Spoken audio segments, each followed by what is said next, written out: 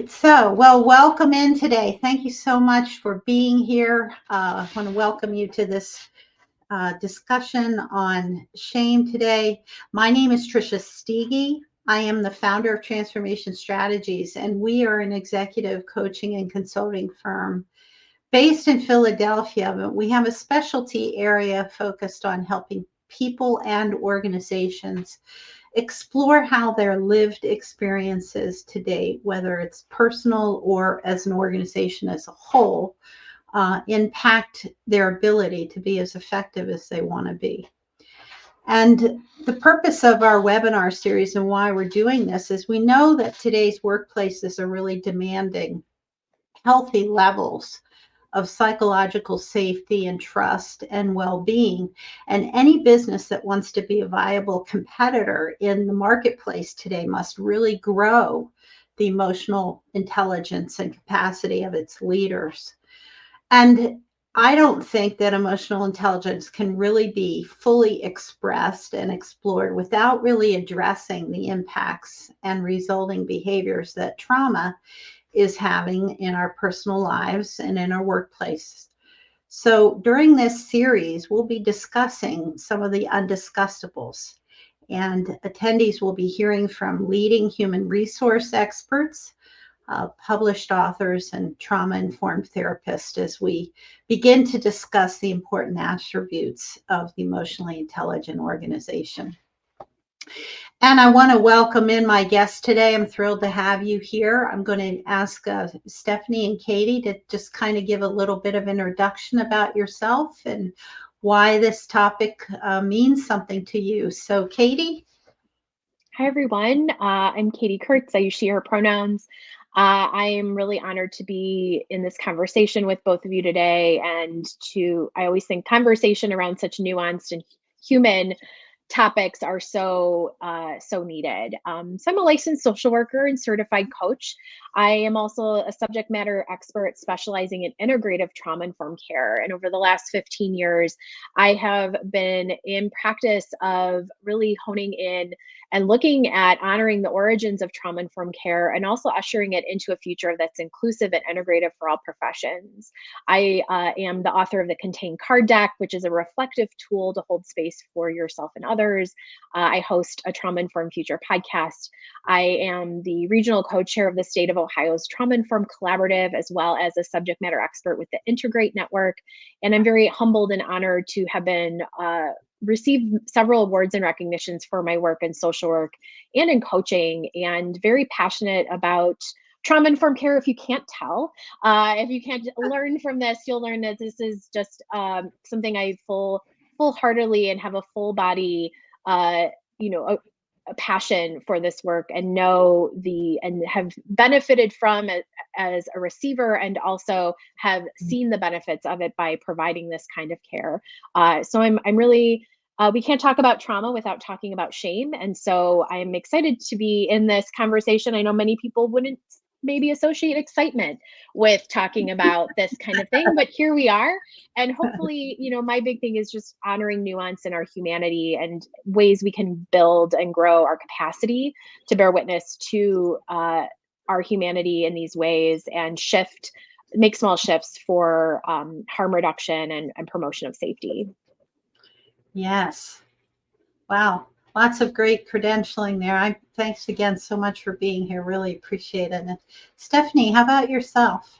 Amazing. Well, before I introduce myself, I have to give a plug. If you are not following Katie on social media, you have to. She is amazing. She's like my favorite Instagram account out there. So just trust me, if you're interested in all things trauma informed and just a really cool person, you got to follow Katie. Well, thank you. That's my shameless plug for you.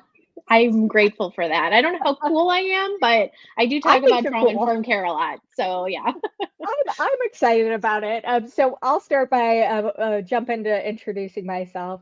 My name's Stephanie Lemek. I also use she, her pronouns. I am the founder and CEO of an organization called the Wounded Workforce. And we're dedicated to helping build trauma-informed workplace cultures. And I came to that and a little bit different. career journey. I spent about 16 years in-house in corporate environments in all HR roles. So I like to say everything from intern to senior HR executive. And what's amazing is through my own personal experience with my trauma showing up at work and also in my roles as HR professionals, it became very clear to me trauma is showing up at work for so many of us, and it's impacting our workplaces. And there are these amazing tools and resources around supporting experiences of trauma, trauma informed care. How can we translate it to the workplace? So that's something that I am focused on and very excited about. I host panel discussions monthly. I also have a podcast called Building Trauma Informed Workplaces, super creative. And then I write articles as well. So super excited and grateful to Trisha for including me in this conversation and excited to talk about shame, but also learn more about shame. And I mean, I joke a little bit, I was raised Catholic, so, shame and guilt is a second language for me.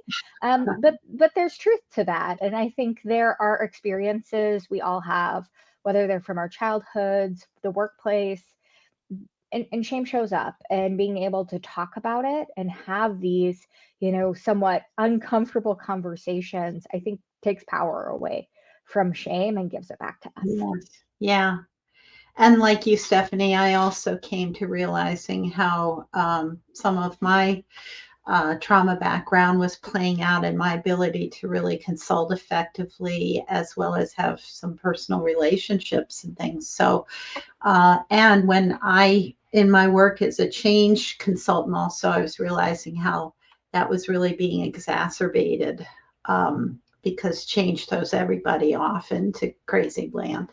So today I really wanted to focus on this discussion on shame and specifically how, what it is, how we can recognize it in the workplace, and what we can do to help our colleagues and help leaders be able to work with shame and understand that it exists, but also to really understand, when this is really active in the workplace, how does it really impact business productivity? Because we're all about making sure in this webinar series that we're giving very tangible, practical tools and tips that can be immediately applied back in the workplace. So again, thank you to both of you for being here. Really appreciate it. So I'm wondering if we can begin our discussion today by talking a bit about shame.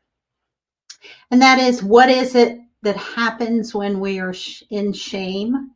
Are there neurological things going on for us? Are there physical things? And what are some of the behaviors that we could notice in ourselves and in others? So, Stephanie, I'll ask you to go ahead and kick that off. Yeah. So, I think when we talk about shame, it's kind of one of those words that, I'm a big believer in like definitions, like shame, trauma, these words get thrown around a lot. Yeah. And we all have kind of different understandings. I mean, I just did it. We use shame and guilt together frequently when they are different behaviors. Guilt is around, you know, an action you took, your behavior, how it negatively impacted someone, and finding that remorse. I'm using, Brene Brown has a great explanation as it relates to guilt versus shame, and says it much more eloquently than I will. But shame really gets to who you are as a person. So, I'm wrong, not what I did was wrong. And I think for me, when I think about shame, I like to start there and understanding that shame as an emotion, as a feeling, is really getting to there's something wrong with me. And those wrong things, make me unlovable or make me not able to accomplish certain things or not able to be successful. So shame is something, to work through. Whereas, with guilt, that sometimes we should feel guilty. Sometimes we should, understand we've done harm or we've made a mistake, and how can we move past and move through that? Yeah, great. Katie, what are your thoughts around this? I completely agree, and I think Stephanie mentioned Brene Brown, who's a leading research on shame, and I always defer to her book Atlas of the Heart, which really is a fantastic research-based encyclopedia of feelings.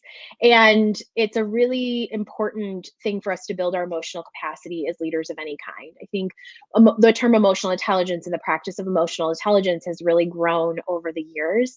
And I personally don't love the term emotional intelligence. I honor the practice, but I think one of the biggest things missing from current emotional intelligence practices is the ability to build capacity to witness people and their feelings and healthy expression of feelings. So I always help myself and others understand exactly what Stephanie said is shame is I am bad, guilt is I did something bad. And when we think about the connection between shame and trauma, and I am not a neuroscientist, so I always claim like I can touch on the neurological and neurobiology of shame here, but I defer to people who have this expertise. But when we generate this feeling that I am bad, we associate it with a certain event, environment, or relationship. And typically, if we have a long history of experiencing shame, it's something we experience in our childhood where perhaps we're in an environment with our caregivers and something's happening and you feel as a child something's wrong here and you express that, but your caregiver could simply be like, everything's fine, you're fine, everything's fine, to protect you. They're doing the best they can with what they have, but you don't feel fine. You may interpret he or she says I'm fine, I don't feel fine, therefore something's wrong with me, I am bad. And what we know, and I speak to again, like we don't have any bad parts, there are no bad parts of us, but there are these things that catalyze disconnection and safety within our bodies and being that happen. And if we start to associate certain things with I am bad, with shame, it neurologically can catalyze a nervous system response that can signal stress or trauma, such as the fight, flight, freeze, or fawn responses. And so the same parts of our brain, and there's research to show the different parts of our brain that light up when we feel shame or guilt, because they're very similar. But as Stephanie mentioned, guilt can sometimes be, if you will, helpful because it allows us to do an accountability and values check to better understand and navigate integrity of knowing if we did something. I don't love to live in binaries, but right or wrong, and it helps us navigate and create repair.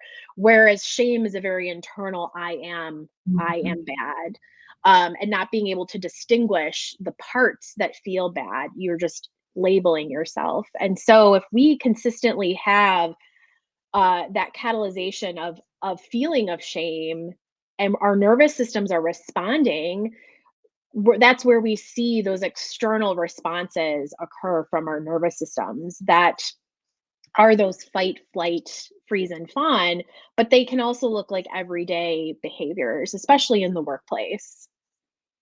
Yeah. So what kinds of things are some of the things that I've read about how shame would show up because of the fight or flight and this feeling of I'm not good enough, can really shut us down and shut down that executive functioning process, which we so desperately need in our organizations in order to be creative and innovative. But this feeling of shame can take over us and propagate like I'm bad, like you said, and also that then ends up I'm not good enough, and it can just throw us into a real downward spiral.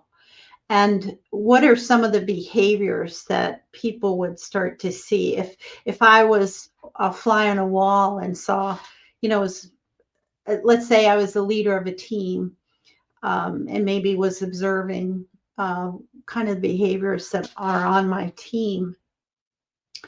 What kinds of behaviors do the two of you think that I would see that might indicate that shame is going on? Sure. Go ahead, Stephanie. I think it's challenging to say this is going to be how shame manifests because shame is so individual. Because we all may have different experiences and attach shame to those things in different ways. So something that may be shameful for someone else or trigger feelings of shame for someone will not for someone else. And so I really think it's important as leaders to start with understanding your kind of triggers for shame. So you understand when it's you versus when it's showing up for someone else, because we all have these different experiences. And, Katie pointed this out really perfectly in her, overview of the neurology of shame. And it's triggering oftentimes those fight, flight, freeze, fawn responses. Those are four really different responses someone may have to this experience, and each of those responses may show up in a different way. So, a good thing I think for leaders to do, start with your own kind of self exploration and understand when it's you, and then notice when behaviors change. When there's a change in your, team's behavior and a moment, especially if you feel like it's connected to something that's happened, get curious and try and understand what that shift's about. I think it's important to be curious because it might be shame, it might be something else as well. But I think being curious when you see those kind of changes is really important to kind of help understand. And then, have those relationships where you can ask questions and find ways to support that team member who may be having that experience. Yeah, I so totally agree that it becomes the first step is really getting self-aware as a leader. And to the point that you made, being curious, because not all behaviors are shame oriented, although, the things that we're going to be talking about in this series around the not good enough epidemic, are we performing ourselves to death? And some of the other kinds of content we'll be talking about, they're all very overlapped. But I know that when people are feeling shameful, can often find ourselves just wanting to withdraw, because if we are feeling like we're bad, one of the first instincts is to isolate ourselves. And so I would say that if a leader is seeing somebody really being off in a corner or isolating themselves on a consistent basis, it may be shame oriented, it may not be. But to your point, being curious, that, from what I understand, is one of the key indicators that there's possibly shame occurring, is this propensity to withdraw. Or the flip side is, I don't know if all of you, I've just gotten familiar with Donald Nathason's work.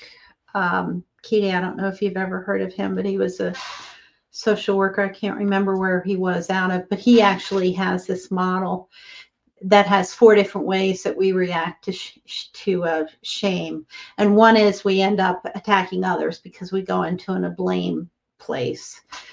Second one is, we end up attacking ourselves and we're all the problem, and, I'm a bad person, all those things.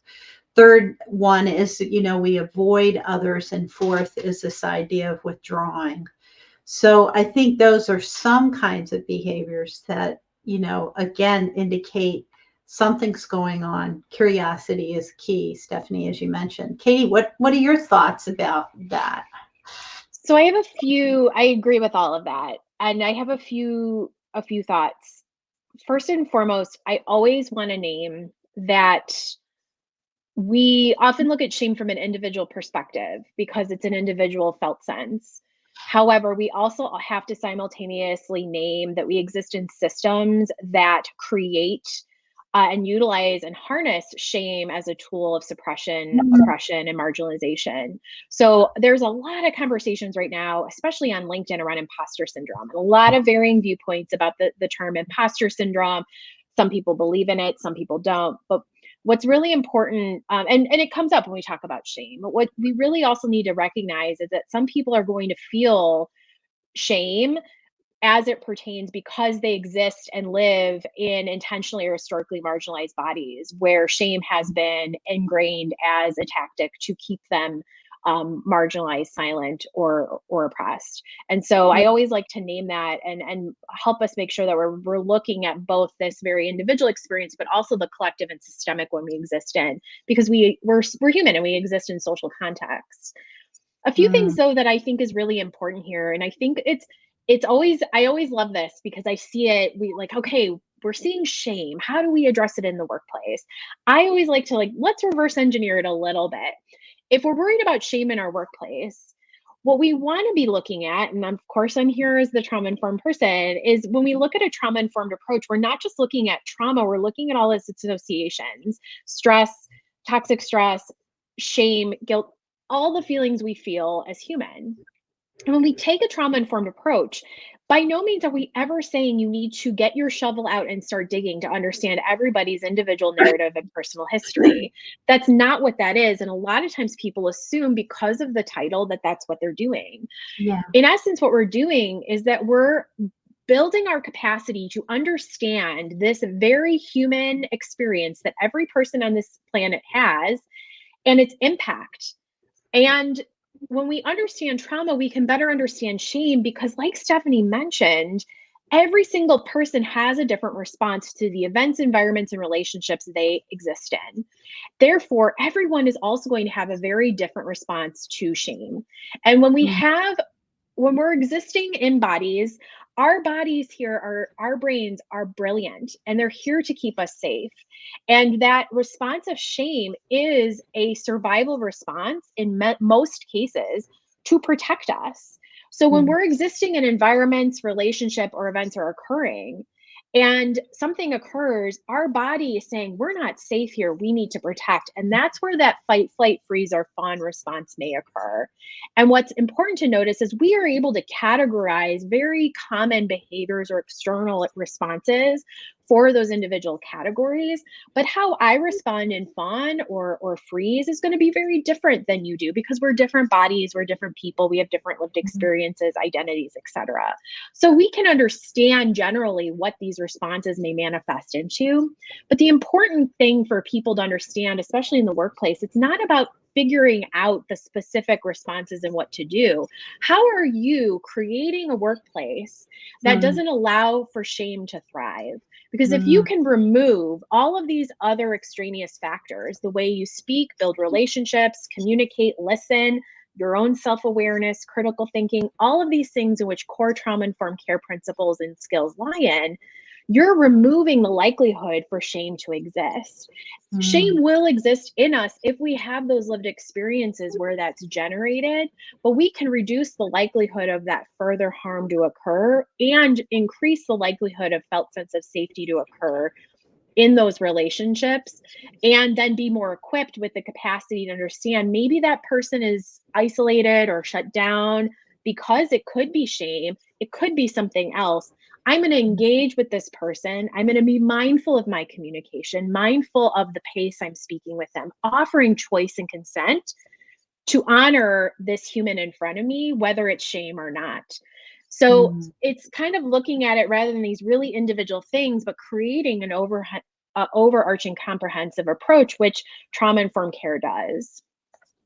I want to +8 to what Katie said, because I think there's something really important around when we talk about shame, when we talk about trauma, when we talk about trauma-informed, when we talk about the workplace, we talk about leadership.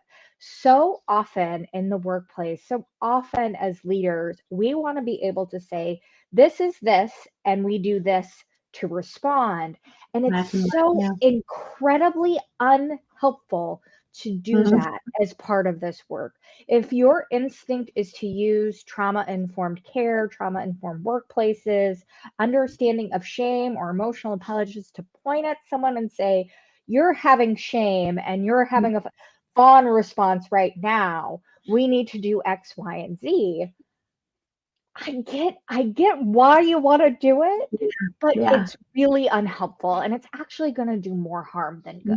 Because if someone's feeling shameful, is someone feeling ashamed, and you go, you're feeling shame right now, like, holy crap, like that would just make me personally feel way more ashamed, because we tie shame and vulnerability and some of these challenging things with an inadequacy that just kind of feeds that little shame monster inside of us. So what Katie shared is so important when we have these conversations, because I mean, any of us who've worked with, teams and HR as leaders in a corporate environment, as executive coaches, I'm sure Trisha, you see people take this really great content and they want to use it as a label and then a solution. And while I appreciate the desire, so often that does more harm than good. And it's especially going to do more harm than good in these environments where we're seeking to be trauma informed. Gosh, that is such an important point, isn't it? About it's not a black and white. We're humans, we're not machines. And because of the pressure in today, the speed at which things need to get done, the performance pressures we have, it's so, what's the word, tempting to try and, okay, this is the magic answer and this is how I'm going to apply it. And I think that this is where it's getting complex for leaders. Not only do they have so many different roles, but there's no real clean answers to things anymore. And learning how to live in the ambiguity and complexity is in and of itself a challenge. But putting a label to somebody, to your point, is going to do even more harm and really take the humanity away from people. I keep going back to what you said a minute ago, Stephanie, it's about curiosity. It's about a leader recognizing for themselves their own triggers and their own issues, and then being curious to explore and build a relationship with that individual, and not just leaders, us as coworkers can do the same thing too. Yeah, I think I think it gets back to, again, what Katie is saying about these systems we exist in. When I think about a future of work, I get excited about a future of work that's trauma informed. Of course, individuals contribute to that, but as hard as any individual can try within an organization, those systems, those cultures, those environments, those processes really create situations, scenarios, environments where shame can thrive, or where, the support we need as individuals who have experienced trauma doesn't exist. And that's true even if you are a leader, even if you're managing a team. So by starting with understanding yourself, you can help you have a little bit more control on how you're able to manage your own reactions, your own responses. So then you're able to create the space to get curious, like you said, to have better understandings. We can't forget that managers have really challenging, really hard jobs, and we keep throwing things at them. Solve this problem, figure out how to be, trauma informed, or create an amazing culture. Yes, that's great, but we can't ignore those systems, those structures that managers exist in and are impacted by as well. Right. And this is, I think, why I have such energy about creating workplaces that demonstrate some of the emotional intelligence. I know, Katie, you're not a fan of that, but self-awareness is. I'm a fan. I just don't love the word intelligence. I think it throws me off. I'm fine for anyone else. I just use a different term. Yeah. Why I'm so interested in helping organizations create these cultures or systems that really help build that healthy place.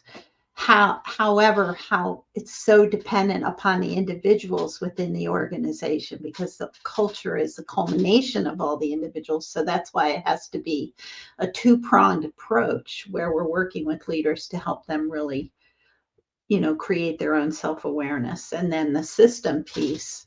But the system piece sometimes is feeling like world's trying to solve world hunger oftentimes. But and this whole idea of the systems as far as marginalized communities and everything is an intriguing conversation to me, because I know that in the space of diversity and everything, it's really a lot of organizations now are really wanting to be much more sensitive and conscious of their own biases and things. There's a lot of work being done to create more informed cultures and understand those people who may feel marginalized and everything. I want to go back to this term we've been using a lot about trauma informed, because I think that when some leaders or HR people, I've had them say it, don't use that word with me, trauma, because it really conjures up, I don't know, violence or whatever it conjures up. Oftentimes it's like, please don't use that word with me. And I'm wondering, I have talked to you guys about this. I've talked to other people who are working in the trauma informed space. What are your thoughts about how we can position this conversation so that it is embraced and understood by businesses today? Yeah. And Katie, yeah, go ahead.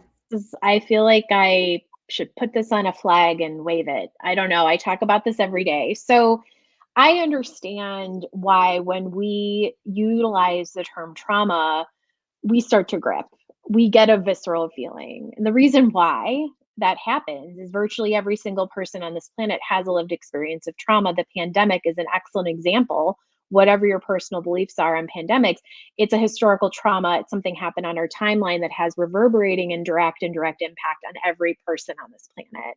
It's accumulated toxic stress, which we know toxic stress has the same imprint on our bodies as trauma does.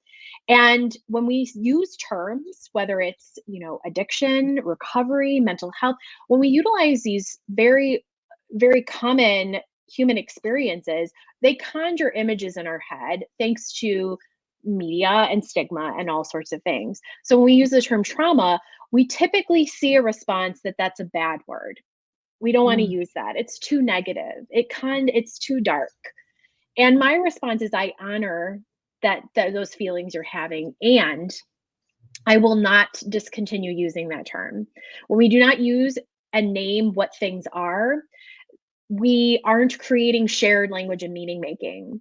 And trauma is something that we're still functioning from a very outdated and narrow definition. So we're still thinking, oh, that's just those people. And so we other, and then we create disconnection. And what we know is the antidote to shame is connection and belonging. And so when we utilize trauma and we name it, and we understand and expand our understanding of it, and utilize it in a proper way, because we know it's also becoming very buzzy and trendy, and that's a whole other conversation. But trauma is not a bad word. It's a word that describes our shared human experience when our bodies are doing their job to respond to certain events and environments that may disconnect us or go beyond our capacity to feel safe.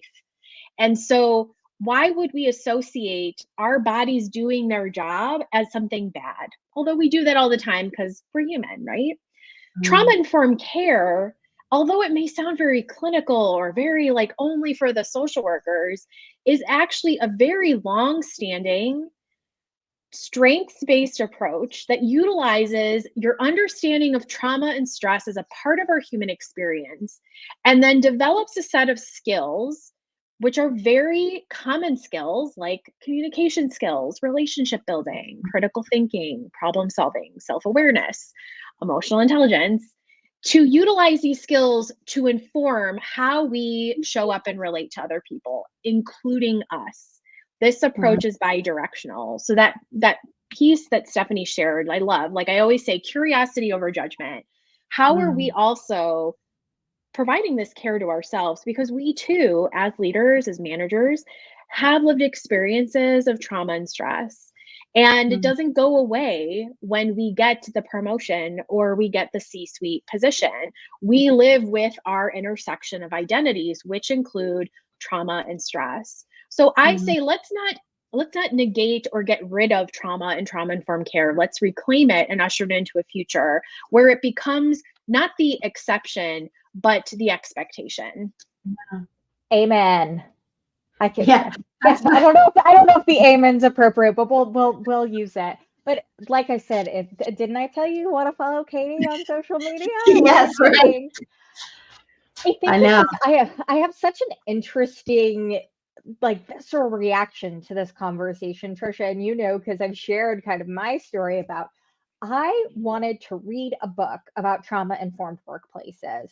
That's how my entire journey started with the wounded workforce. I wanted to find a resource and learn more. And I couldn't find what I wanted. I found pieces of what I wanted.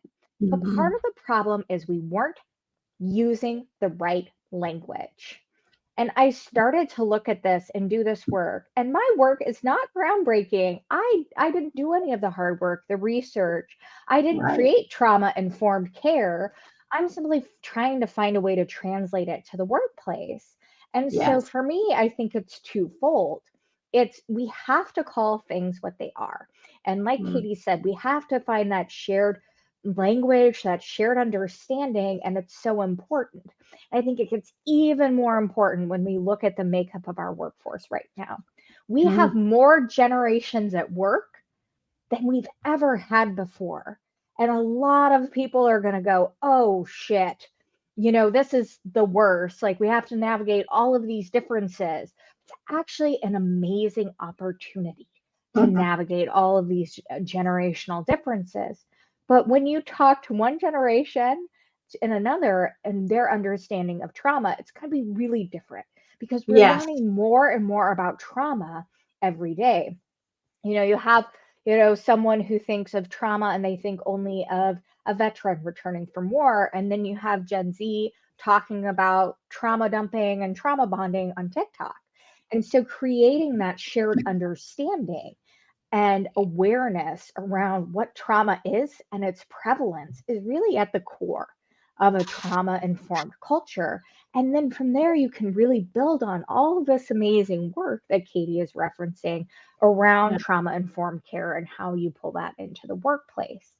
Another really important reason I think we need to call trauma-informed care, trauma-informed workplaces, trauma-informed, is to honor the amazing work and dedication that many people have spent their lives furthering trauma-informed principles.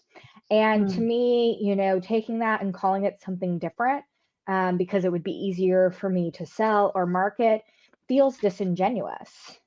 And I have to sneak this in here since we're talking about shame. I think shame is showing up when people have a visceral reaction to trauma. And I think it shows up for me when I think about when people have a really hard time with shame. I see it most viscerally when I talk about adverse childhood experiences or ACEs, because we're talking about how negative childhood experiences, toxic stress in childhood has real and significant impacts. And every time I see someone with children learn more about ACEs, they aren't thinking about themselves. They're thinking about their children.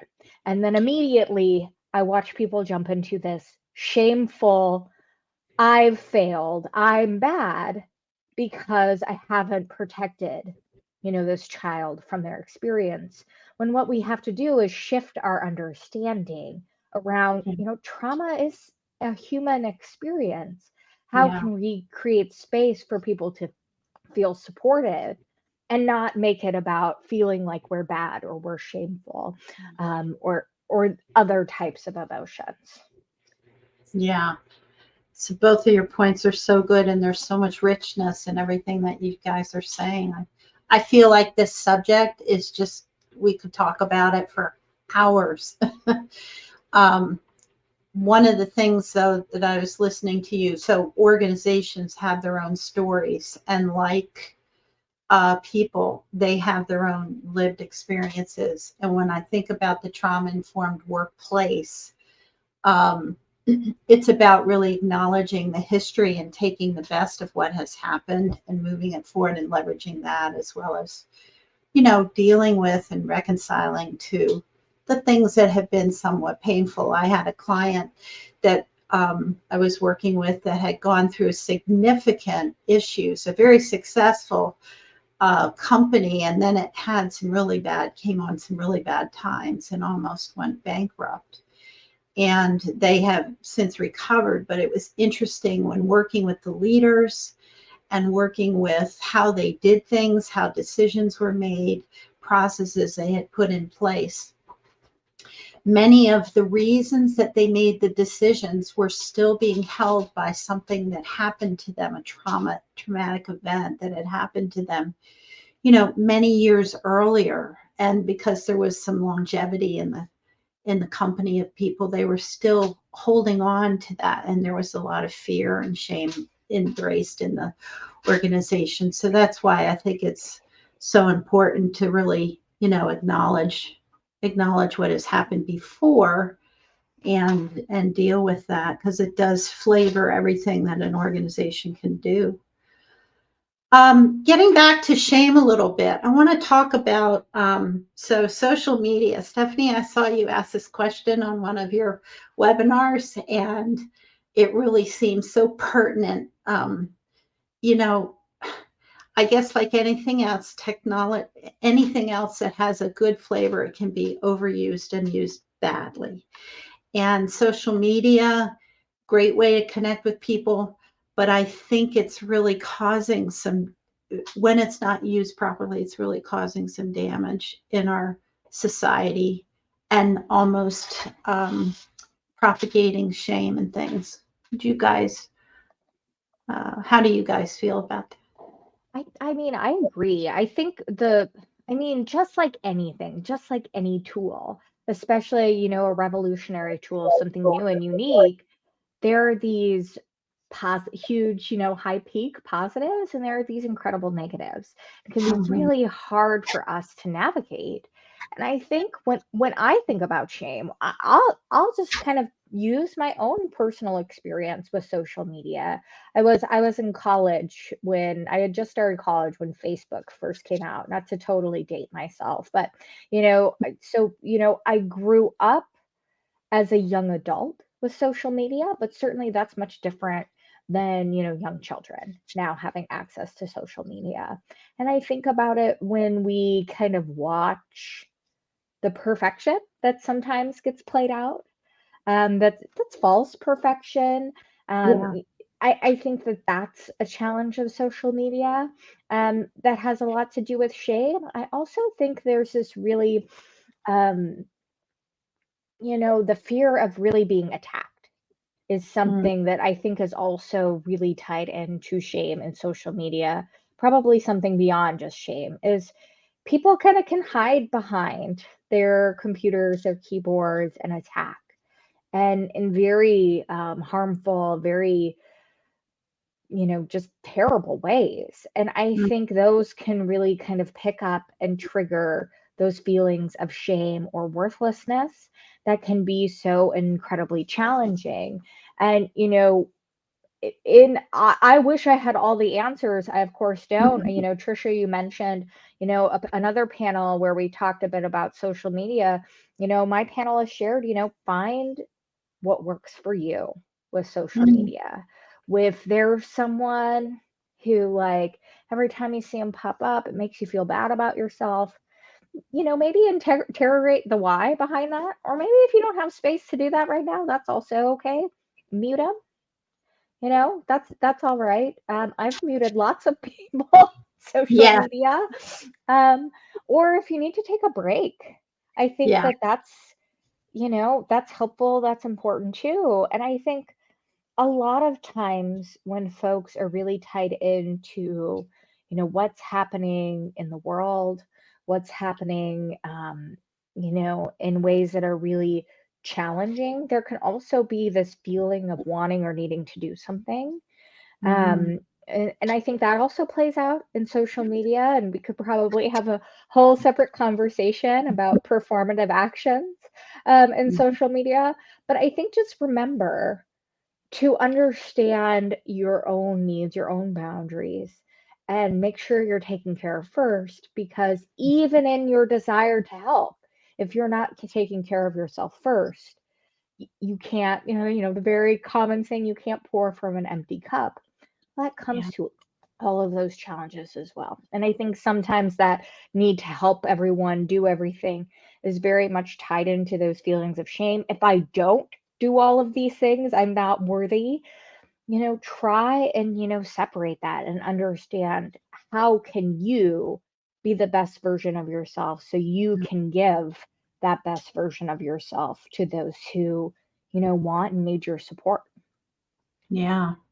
I think social media, I too grew up with social media starting in college. So not growing up in my youth, but starting when it started. And I think what's interesting about social media, what ties back into what we're seeing here, is that if we're concerned about social media, then that is an indicator to me, a giant red flag to me, that we need trauma-informed care.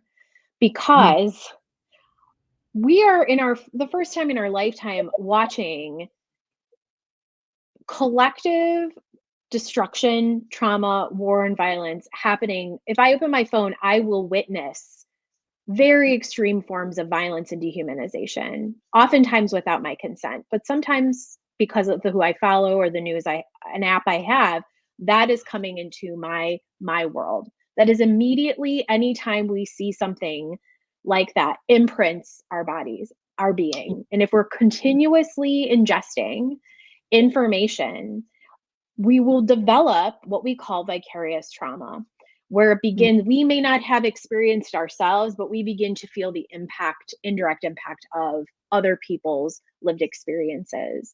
And I think we need to look at social media and remember why it exists, not to keep, billionaires rich, but to put the social back in social media.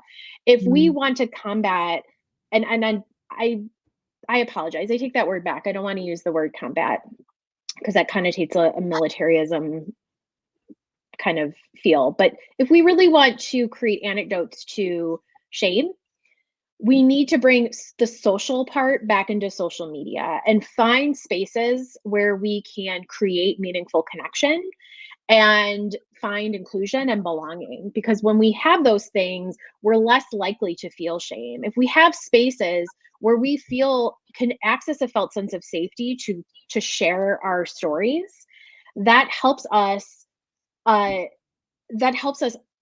minimize our shame. We know that historically, for trauma survivors, narrative therapy, sharing our stories, is one of the most powerful things we can do. And oh my goodness, do we have a rich amount of accessible resources to share our stories on social media. As negative and awful social media can be, I think we oftentimes forget the powerful and accessible things, especially for people who aren't able to access safety within physical community, or perhaps they live with a disability where they can't actually physically be in community. Social media creates those spaces. However, this is why we forget to look at the immense benefits of trauma-informed care and looking at how we can apply these things to our social media.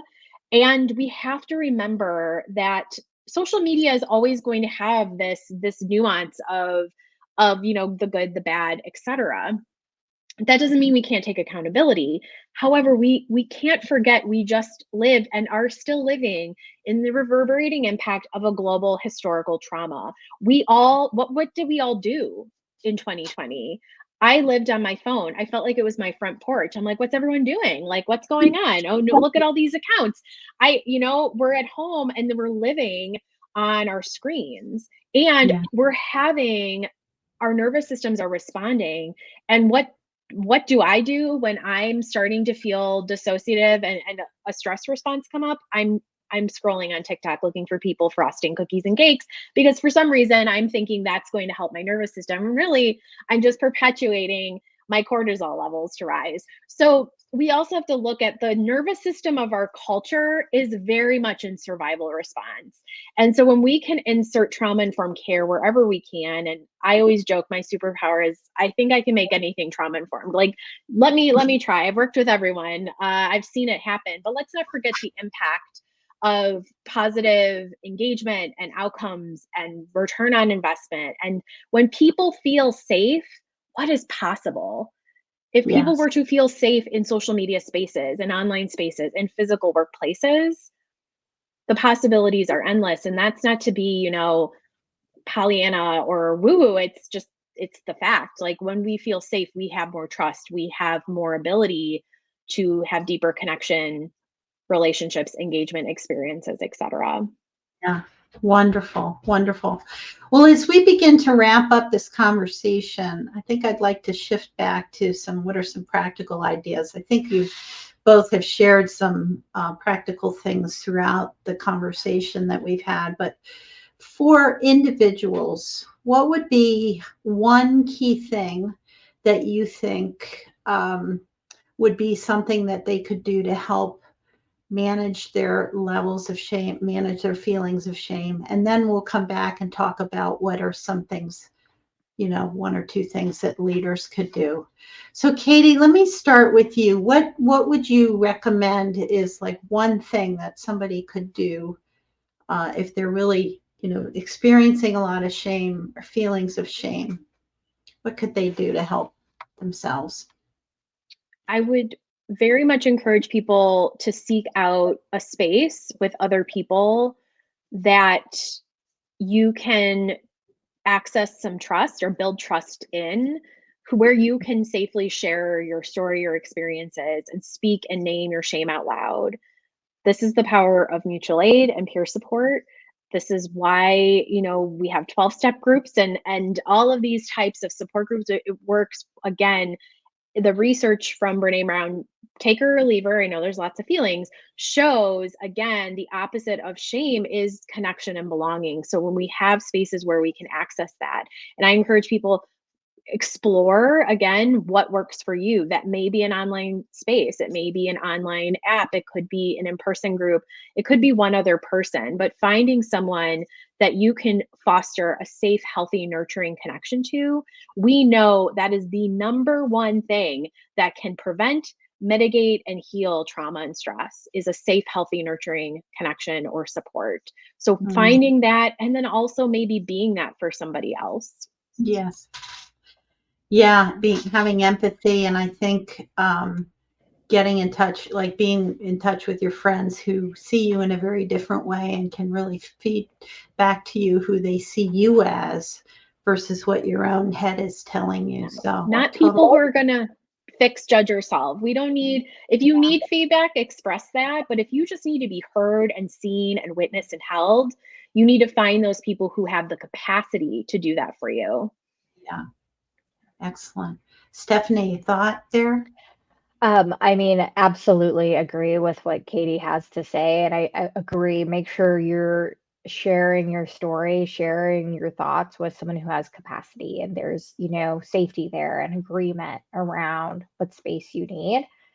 I think, for some of us, it's hard to verbalize when we are experiencing shame. Sometimes we have this like gross feeling in our stomach. That's my shame signal, at least.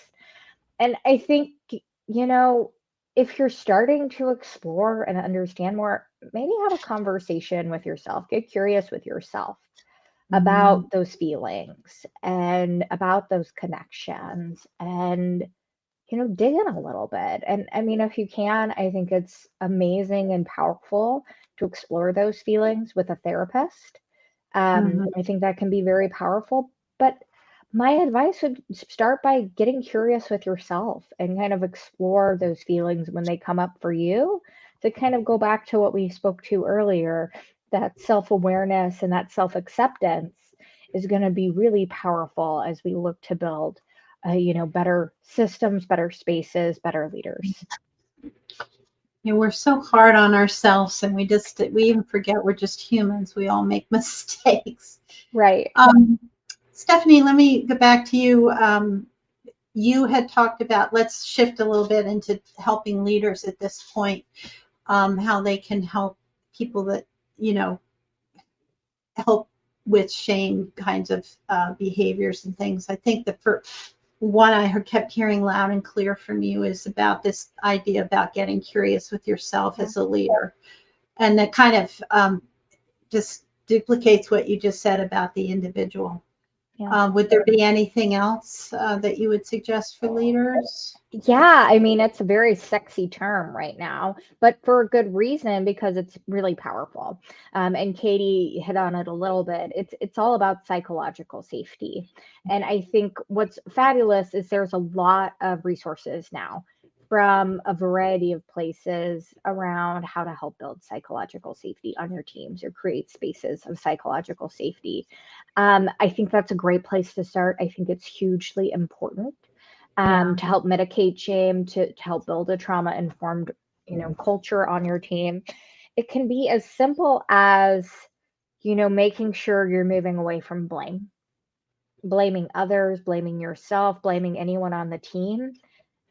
Just those shifts in language, especially when you're in a position of power, because think every time you use a word, scream it through a megaphone when you're a leader or in a position of power. So those shifts in language around blame, around value as an individual or a person, you really understand that and be really thoughtful about that. And kind of double down and really focus on building that psychological safety on your team. Excellent. Katie, thought on that one? I teach this and I talk a lot about the different types of safety and psychological safety being one of the most important. And we hear a lot like, I'm a safe person, this is a safe space, but we're not really understanding the depths and the dimensions of safety and what that means. And we can't assume safety. We have to earn it and build it through trust. But one of the things I always recommend to people, and this is one of the most challenging things because of the culture we live in, but is to practice the pause. So often, because of the culture of unnecessary urgency we exist in, because of capitalism, because we're always moving fast, I am one of those people where I'm moving faster than my fingers and typing and all these things.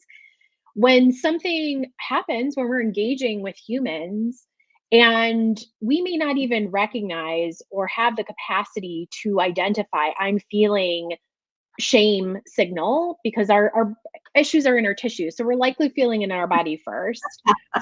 But if we do not pause, then we are likely going to react rather than respond. And when we react, the other person is likely to react. And then we're reacting off of one another. And what comes from that is likely rupture, conflict, harm. When we can practice the pause and just slow things down a little bit, which feels counterintuitive, which may feel really uncomfortable in our bodies, which may feel like doesn't have value. But when we pause, we're allowing ourselves to take a step back and give ourselves the ability to respond rather than react.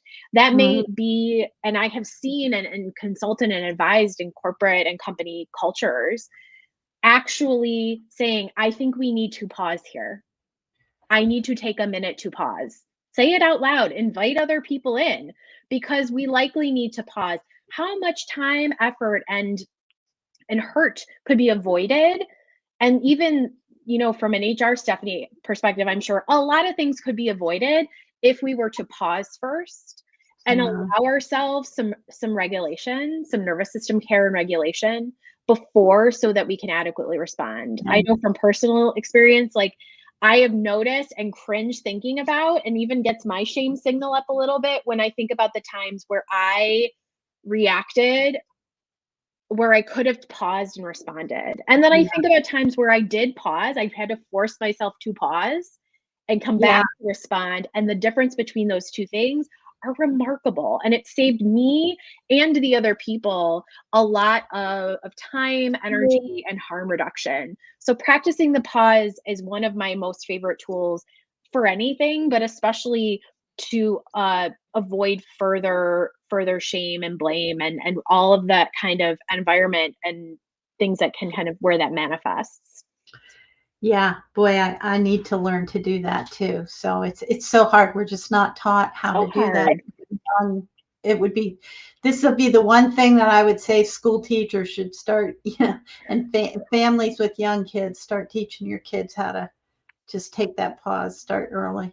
We are out of time, but I would like each of you to share if there's some kind of, article or place that you would recommend, a podcast. I know both of you talked about podcasts that you have and everything. Is there anything that you want to add additional to where people could learn more about you or this topic? Yeah, I offer I host the Trauma Informed Future podcast, which I go deeper into these conversations, wade in the nuance. It's really what I feel like I'm doing. I'm one of those guides, and I'm in it too always. So I'm never thinking I've got this figured out. This is a Yeah. practice for a reason, but talking about and having conversation about the nuances, because it's really about building our capacity to sit with and be with the liminality and the nuance that we want to rush through. And so a Trauma Informed Future podcast is a great way. I'm in conversation with folks like you about these things, and also I offer a variety of trainings and resources as well. Thank you, Katie. Stephanie? Amazing. Yeah, I would say follow me here on LinkedIn. I share all my information widely here. And then if you're interested, go to the Wounded Workforce and make sure and hit subscribe. You'll get links to conversations we have, information about the podcast, other information we share. And really the focus is more about, trauma informed in the workplace. So if that's an area of focus for you, we talk all things trauma informed workplace and have some amazing guests join us on both the panels and the podcast. Yes, you do. I participated on that. Katie, I haven't had a chance to join your podcast yet, but I will. Thank you so much to the two of you. It's so fascinating to me that I feel really connected to the two of you, and yet none of us have met in person. We all met through LinkedIn. But I guess it's the power of the common issue and dynamics that the passions that we have.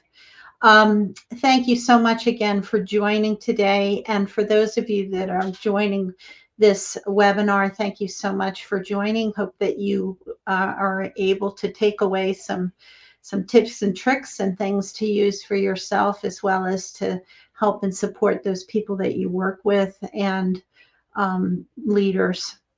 So thanks again, and have a great rest of your day. Thank you. Thanks, Trisha. Thanks, Stephanie. Thanks, Katie.